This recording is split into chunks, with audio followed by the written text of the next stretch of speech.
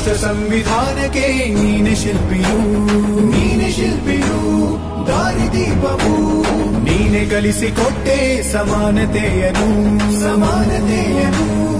ಏಕತೆಯನು ರಾಷ್ಟ್ರ ಸಂವಿಧಾನಕ್ಕೆ ನೀನೆ ಶಿಲ್ಪಿಯು ನೀನೆ ಕಲಿಸಿಕೊಟ್ಟೆ ಸಮಾನತೆಯನು ನಿನ್ನ ಲೇಖನಿಯ ಬರಹ ದೇಶ ಗರ್ಜನೆ ಒಂದು ಮಾತು ಕೂಡ ಭೀಮ ಗರ್ಜನೆ ನಾಯಕ ನೀನು ಭೀಮರ ಮಹಾನಾಯಕ ನೀನು ಭೀಮರ ಬಾವಿಯಲ್ಲಿ ನೀರು ಕುಡ್ದಿದ್ದಕ್ಕೆ ಒಡೆದ್ರು ಶಾಲೆಗೆ ಹೋಗಿದ್ದಕ್ಕೆ ಶಾಲೆಯಿಂದ ಆಚೆ ಹಾಕಿದ್ರು ಆದ್ರೂ ಛಲ ಬಿಡದೆ ಹಠ ಬಿಡಿದ್ರೆ ಓದಿದ್ರು ಹೆಂಗ್ ಓದಿದ್ರು ಅಂದ್ರೆ 140 ಕೋಟಿ ಭಾರತೀಯರು ಓದೋ ಸಂವಿಧಾನ ಬರೆಯೋವರೆಗೂ ಓದಿದ್ರು.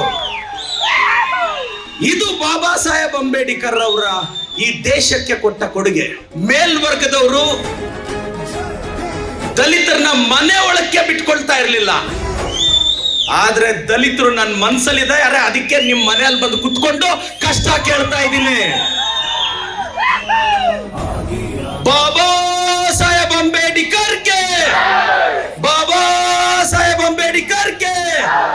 ಸಂಕಟದಲ್ಲಿ ಬಂದೆ ಆಗಿ ಆಧಾರ, ನಿನ್ನಿಂದ ಅಸಮಾನತೆ ಈಗ ದೂರ, ನೀ ತೋರಿದ ದಾರಿಲಿ ದೇಶ ಸಾಗಿದೆ, ಸೂರು ನೀರು ಭೇದವೀಗ ದೂರವಾಗಿದೆ.